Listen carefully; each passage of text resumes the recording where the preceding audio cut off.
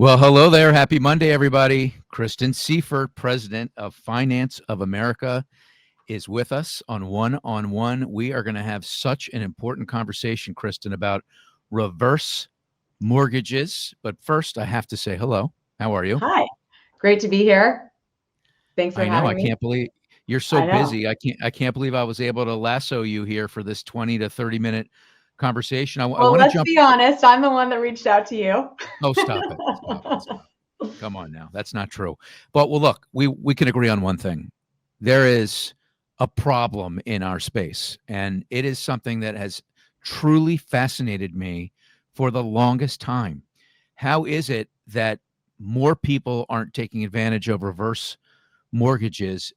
I read a statistic that is just staggering to me. I want you to tell me if it's even true that older homeowners, 62 years or older, collectively hold over 14 trillion in home equity. Say it isn't so.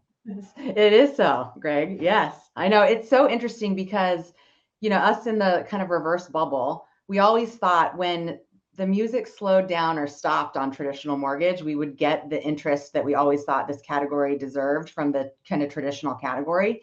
And over the past couple of years, we just haven't seen the uptick that we would have thought we would have seen by now. So we're asking ourselves that same question, like how can we bridge that gap between what we're doing over here and what you guys do every day? Because you guys really are the ones that are talking to customers all the time. It's so complex, or do we make Yeah, it too complex? Like I'll tell you how I look at it through the lens of an IMB, and this is please. probably you'll probably say, well, that's why it's so complex. I think, oh my goodness, how long does it take? What's the process like of selling this when you've got sons, daughters, nieces, nephews, all these different people involved? Then there's the counseling involved. So those are the things that go through my head, and I think that stigma exists. It's pretty widespread, on my side of the world. I mean, have you heard those things before? 100%. I think the biggest thing for us is it's kind of less about jumping into how do I make the sale, because it is different, right? And you do have to have different technology and maybe different people that know the process so that you don't let your borrower down. But I think the biggest thing is just we always ask ourselves, how can we educate at scale? Right. So even if you had a conversation with a customer that said, hey, if you ever think you want to talk about reverse mortgages or see how your home equity might be able to help you in retirement or help you with family goals, let me know. Right. Like just saying that, you don't have to have the rest of the answers and you don't necessarily have to like do any of the work.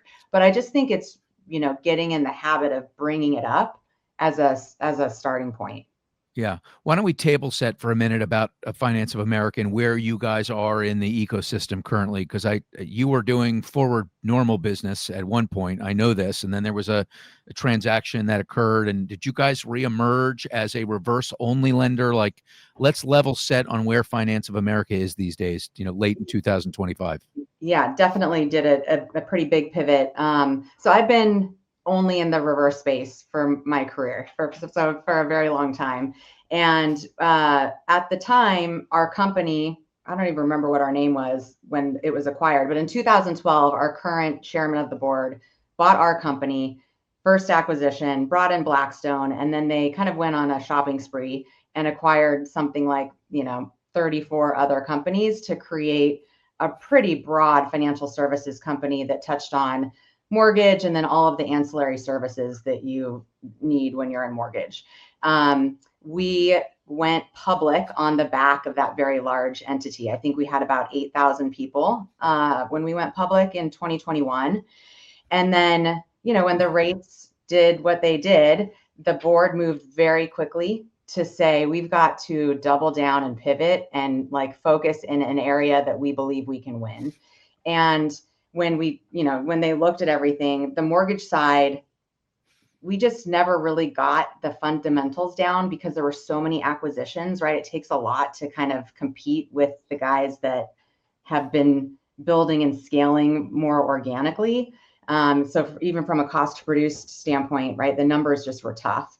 On the reverse side, we had basically been the biggest player in the space for over a decade. and we were the biggest wholesale lender at the time. And so the board was like, let's double down on this. The macro environment is perfect for this. There's a ton of tailwinds.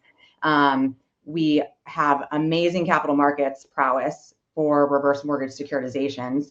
And then we basically sold off or shuttered all of the other businesses, doubled down on this one. And then at the time, we also bought the largest direct-to-consumer lender in the reverse space, which was a company called AAG. So that pivot took place, gosh, I think about almost 3 years ago. And I think we're now to the point where we've done all the hard work merging what is the new company so that we can kind of go into growth mode. So are you retail and wholesale? We are, yeah. We're a direct to consumer, but no branches. Yeah. It's just direct to consumer through a call center. Got it. And so what I heard you say is that Finance of America was doing the flywheel before the flywheel was a thing. Yeah, I think so. Yeah, I mean, in terms of all the ancillary verticals. So, yes. How much volume is the entire entity doing? You know, at our peak, we did about 500 million a month when rates were really low, when there was more refinance activity.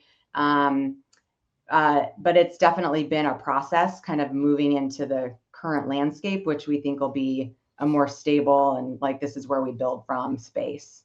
Well, I mean, and I think if I'm not mistaken, you need IMBs to understand the opportunity and to plug into it so we can deliver this financial freedom to not just senior citizens, but to their kids too, because we're at a very interesting time. And you sent me some really incredible stuff leading up to this interview. And one of the things that you sent me, and I'm just going to read verbatim.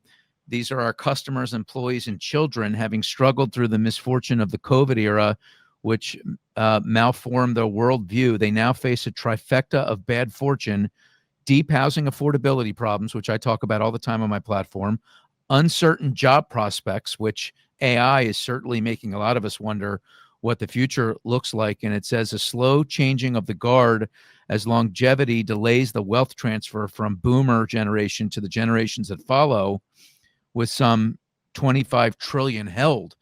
So not only is this a vehicle for 62 and older, but it's a way to build a bridge for the next generation to get through this period. Absolutely. I mean, it's when I look at my background, like I was fortunate enough, I had a grandfather who's like, listen, you need to get into real estate as young as possible. Like that's how you start building wealth. And I didn't know anything about real estate at the time, but I trusted him. And he was able to afford another payment on a HELOC and helped put a down payment on a house for me. And that really set my financial freedom up in a much better position than my peers because of that opportunity. But even when you think of just like what longevity is doing, if people are living 10, 20, 30 years longer than expected, right? Like you're not transferring that wealth. And so you need more money to retire. You might want to help your kids and family earlier on. And, when you look at somebody's opportunities, home equity is typically their biggest source of wealth, much bigger than their 401k balances. I read something this morning that said the average boomer, the median balance for the boomer of their 401ks was like $62,000. So all this that's not all enough. this headline news around the wonderful things happening in the stock market are great, but there's a huge portion of Americans that aren't invested in the stock market. All right. So how do we go about tackling this problem? What is your vision for where you think this business can and needs to go?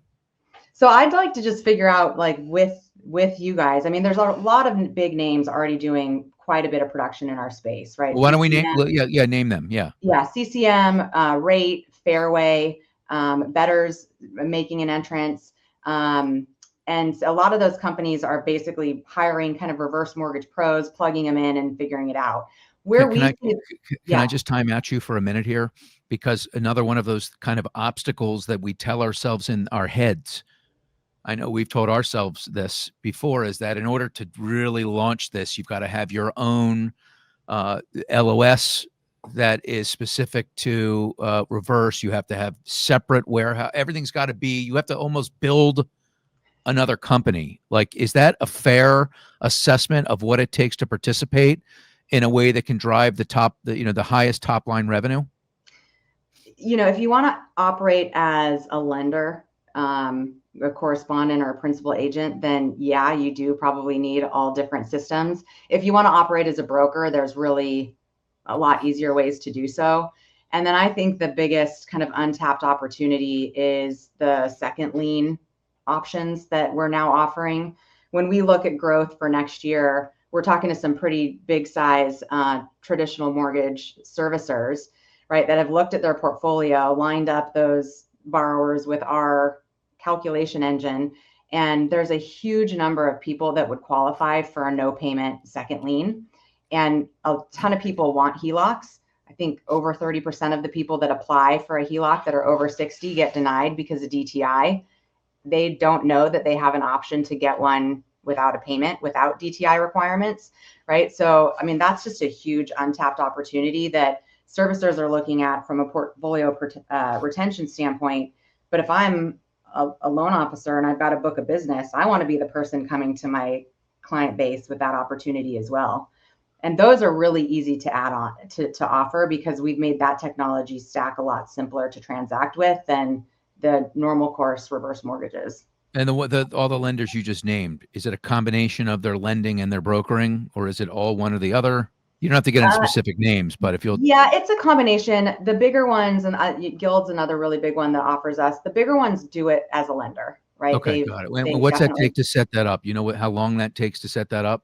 We have a whole process that will take you from like soup to nuts to get set up. And I would say depends on how quickly the team within your company moves, but we could get somebody set up in 90 days.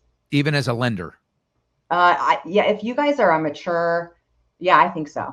Yeah, or somewhere in the time frame. I would say the lender piece would be if you're going to be a lender but outsource the underwriting back to us. Yes. Yeah. If you want to underwrite yourself, which I don't think there's any reason to, yeah, then that's longer. But yeah, I mean, even this conversation is important, right? Like, I'm out there on social media. I'm talking to people everywhere, going to a lot of conferences.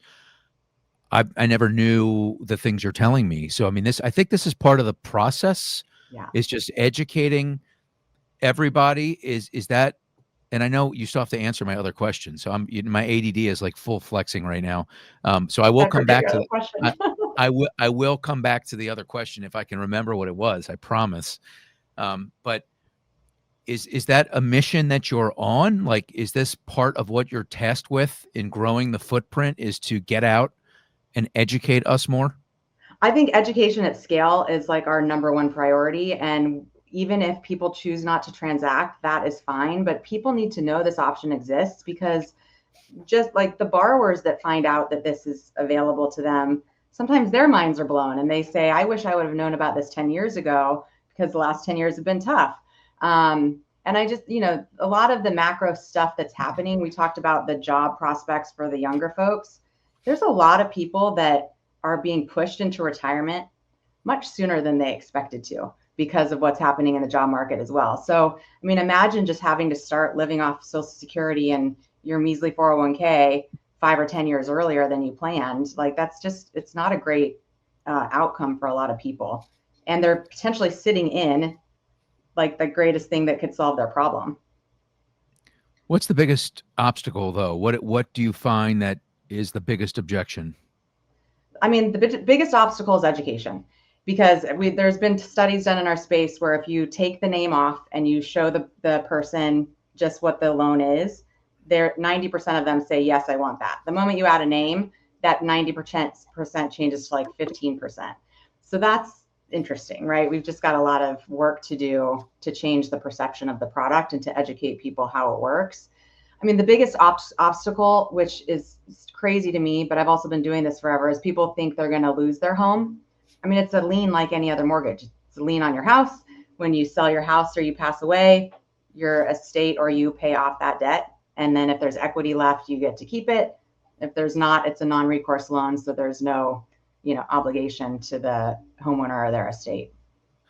Do you have an opinion on if traditional loan officers that already have an existing book of conventional FHA, USDA, DPA, if it's okay to intermingle the two and have those same people selling reverses or separate? Because I've heard both I've heard both theories. This is an interesting one because I actually think this could be one of the barriers. I think tech's a huge barrier, which we touched on that. But because of the comp rules, right, we pay a lot differently on our loans than I think on the traditional side. And because of the comp rules, I think companies need to pay loan officers the same.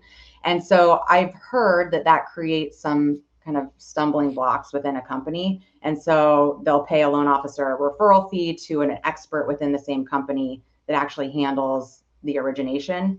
But I also hear companies all the time that people do it all. So I just kind of think it depends on how you want to be, like who you want to be as a loan officer.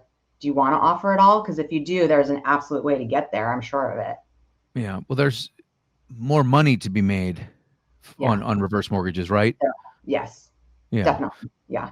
No, so that's interesting too. I mean, some Yeah. people, I mean, we won't get into the mechanics there. We don't want to confuse people that are not in the mortgage business, but certainly, this what I'm about to read here underscores what you just said. Only 40% of seniors are even familiar with the HECM loan, and only 29% have discussed home equity products with their financial advisor. Yeah. And that's another opportunity too. Financial advisors, why aren't they talking to people about this? Yeah, I mean, we're the exclusive partner of the Financial Planning Association. We've been doing education there for years, but it's not as easy and quick as we would like it to be. But it also feels like we're at a bit of a tipping point, just because I think the older generations were better prepared for retirement. This generation entering retirement right now really is the first that didn't have pensions, right? That were like first people that started doing 401ks, which were optional. So I think it's going to be a different landscape. That this generation also is, I think, just a lot more comfortable with debt. They've been using HELOCs to remodel their kitchen probably for 20 years. I know my parents did when I was 10 years old, right? And now they're that age. So I think we're going into an interesting time where people are going to want these loans, and the folks that they look to for advice and trust to work with. We just hope that we can educate those folks so that they can give them the options. There's just so much stigma around the name reverse. You almost wonder if you could just like come up with a different name, right? I mean, you said that when people see reverse, yeah, there are all these stereotypes. So why does it have to be called reverse? Is there some kind of rule that I don't know about? Is that in the Bible somewhere? pretty like the CFPB and state regulatory Bible. Yes. Oh yeah, we don't want to mess with those. No, we don't. And I think, we really have come to terms, at least at FOA, that we just got to change, like we can change the perception of this product. And that's, I feel like it's our lifelong commitment to make that happen. Yeah. All right. So the second part of my question, I think I remembered it, is what do you want us to know? Like, what do you want IMBs to know about how to get involved, and what would be your recommendation to them to take the first step? So on our website, first of all, I think the second lien product, like I said, is such a massive opportunity because so many people want HELOCs right now. Because why refinance your first lien that has a 2.5% interest rate? You're doing this. You're like playing with my ADHD. You know that because I keep asking questions, and you keep on going down this other path, which makes me think of another question, which makes me forget the question I asked you initially. So you're killing me here. I like those types of conversations. I guess I have ADHD. I mean, yeah. If I had a bourbon and Coke in my hand, it'd be great. But as I'm trying to deliver this to tens and thousands of mortgage the people, punchline is like go to our website foa.com. We can make this very easy for you. We have been doing this for a very long time, and wholesale has been our bread and butter. And getting people, we call them the new to reverse. That is like a big part of our company, how to help somebody that's never done it before, that's been in mortgage forever, become an adopter. So like we've got the playbook, and we've got the team that will really hold your hand through every step. We'll run your Do you quotes. help with marketing? Do you help with if we jumped in and we were like, all right, we're signed up, how do we find these people? What do we tell them? How do we communicate? What are just the whole landscape? Like, do you have all that? We can even take a list of all of the clients you've ever done business with, or every denial you've ever had, and run it through our calculation engine and deliver you back. These people are qualified today. Here's a marketing playbook for them. So yes, we have a very mature and sophisticated playbook to help people like that. You're not going to like send agentic agents after these 62 and older people, are you? Is that on the blueprint? I mean, are you going to let that mature a little bit before you start integrating that, or is there an opportunity? Is there a use case, in all seriousness, where that works these days? I think there's a really good use case. So, for example, like we have a direct to consumer call center, and people want to reach out to us off hours. So, our first agentic AI use case is going to be the AI phone agent can talk to that person and schedule a call for them to talk to somebody at a later time. Right. So, Yeah. we've got all these people that want to do stuff. And if we're not available to help them, let's just, increase our availability to better serve the customer. All right, let's go back to this. See, I'm going to go backwards now. You see what you're doing to me? This is like a yo-yo. I like it. You keep saying that the second mortgage product is a great one that people should utilize. I'm sorry to do this. It's not all about the money. All right, I understand that, but I'm going to go back to this conversation because look. The last I checked, the No Mortgage Company was a nonprofit, so I think another stigma is you think about second liens and you think, oh man, is there enough for the company to make? Is there enough for the loan officer to make? Like by the time this is all said and done, will I be able to afford a venti latte with extra espresso shots, or forget about it, forget about it? I hope you can afford your latte. I don't know exactly what you're earning on traditional mortgages, and I know HELOCs. I think would they pay around 2 points? Okay. I don't know. I'm asking. Our second lien product right now to brokers pays 3 points. If you're a lender, you can earn more than that. And the average balances that we've been seeing are in the $150,000 to $200,000 range. Okay. All right. Now So, you're talking. I think even I can do that quick math. Can you Yes, believe that? I can. Yeah, I was never great at math, and some would argue I'm still not. When I look at your LinkedIn resume, I see that you joined Financial Freedom in 2004 as a member of the lender support team. From there, you moved into managing that team and then was promoted to underwriting, where you managed the conditions clearing group. Mid-year of 2006, you joined the sales team as relationship manager covering Northern and Central California. Then you went to One Reverse. Then you were at Equity. Well, then we were acquired by Quicken, Rocket, now Rocket. So I was there for about 4 years. Yeah. And then you went to it looks like, as chief operating officer, and then you've been president now for some time. What an ascent. I mean, you came up, as I think people should, like from the bottom and you made your way all the way up to the top. What's that journey been like for you? What have you learned about leadership along the way? Yeah, I mean, the journey I feel incredibly fortunate for the journey. I've tried to leave the mortgage space a number of times. I think everybody does, right? But it's really hard to do that. What have I learned about leadership? Through this process, because I graduated college, and a girlfriend of mine from high school called and said, come work at this company, Financial Freedom. It's like a really weird niche industry. And we had so much energy coming out of college. It was just like kind of easy to climb the ranks based on where we were in our life. But I've always been a believer to do more than you're paid for. Like I do the more, and then I kind of get the promotion, but I'm already doing the work of the promotion in a sense. And then leadership is so important, right? If you're going to get everybody to believe in what you're doing and what you're building, I mean, business, we spend so many of our waking hours at work. I believe deeply that it needs to be a fulfilling opportunity for people. And it's not always going to be fun, right? Work can be stressful, but I care deeply about culture. And that's always been a big part of how I approach leadership, right? Is thinking about what can we do for the team? How can we buy into this shared vision? How do we get everybody believing in the same thing so that like when the stressful stuff happens, it's easy to get to the other side? You didn't expect me to ask that question. That wasn't on our pregame. That wasn't on a pregame script. I'm going to stay on this for a minute because it's really important. And you hold a very important position, and you're a woman in our industry. And let's be honest, there are not enough of them out there. I don't know why that is, but I'm doing what I can as someone that's not a woman. But I will ask you about that, just to wax for a moment on the void in our industry. I personally think it's getting better. I'm seeing more women on stages. I'm seeing, because of LinkedIn, more people like using their voice, but it seems to me like we still have, a ways to go. One really critical point in my career, before president at this company, I was chief operating officer. And the president at the time was like, listen, if you want to move to the next stage, you need to understand the P&L. You need to understand how all of the math works to run a company. And before that, I had never, I knew my ops cost to produce, and I knew these like very siloed metrics, but I never knew the whole picture.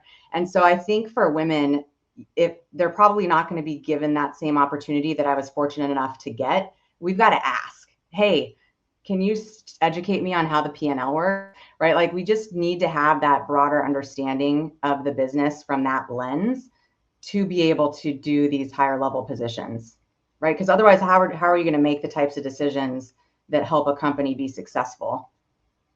You've been in a lot of rooms with only men, I'm guessing. Most of them, yes. Yeah. Yeah. What's that like? How do you navigate those rooms? I mean, I feel like I've done it for so long that I don't really think twice about it. I do think as a woman, it would be really easy to like come home and cry and like be sad about certain things that happened or certain ways that things went down. For me, I've always taken it as a learning opportunity. Like, if I'm getting triggered by what's happening in a room and I don't speak up, then I go home and I ask myself, okay, well, the next time this happens, how could you handle this differently? I think there's so much self-growth in this path because it's always like pushing me up against my limits. So there's no one's going to break my limits besides me. So it's 100% my responsibility to get to where I want to go. Okay. One follow-up question, then I'll jump off of this and we can wrap here in a minute. A lot of women are watching this right now, right? And they're not at your level yet. They're fighting the fight every single day, and many of them are in rooms with men or having to interact, and decisions are made by men, not in all cases, but in some, and some get discouraged. So what's a key piece of advice you would give to someone like that? I mean, I would say first and foremost, invest in personal growth whenever you can, right? Like, go get a coach, go do crazy retreat, like do stuff that pushes you out of your comfort zone and really helps you level up personally. I think you also have to be really honest and ask yourself, because there was a point in my career before this company, the reason I left my last company before this was because I knew that I had a ceiling, right? And that's just the way it is in some places. And I just wasn't happy having a ceiling. That just wasn't who I was. I like to always be growing. And so I left a company that I loved. It was probably my favorite job I had ever had, because I just knew there was something bigger out there. It was terrifying. It almost didn't work out.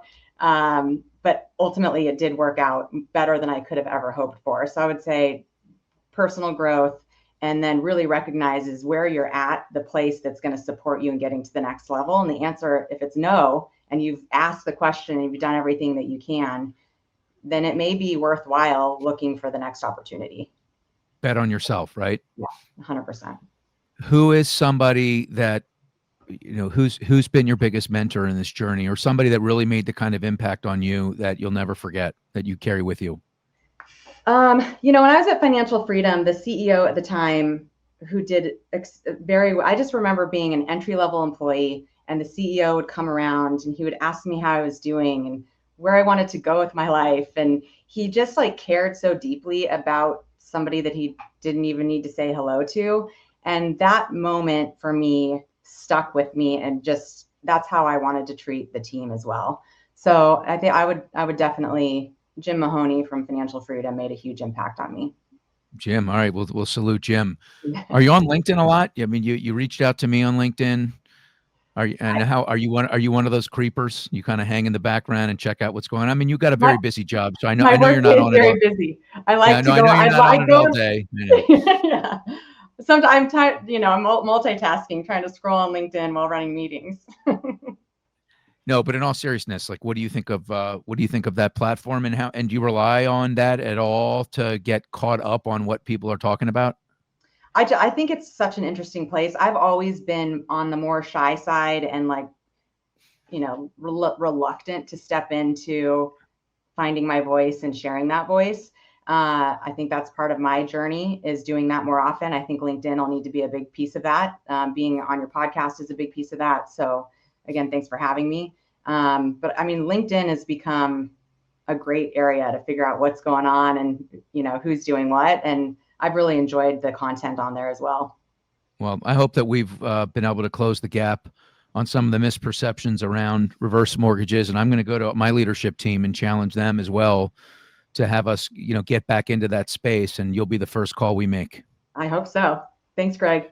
Kristen Sieffert, President of Finance of America, thank you so much. Glad to be here. Appreciate it. All right. Enjoy the rest of your Monday, everyone. So long.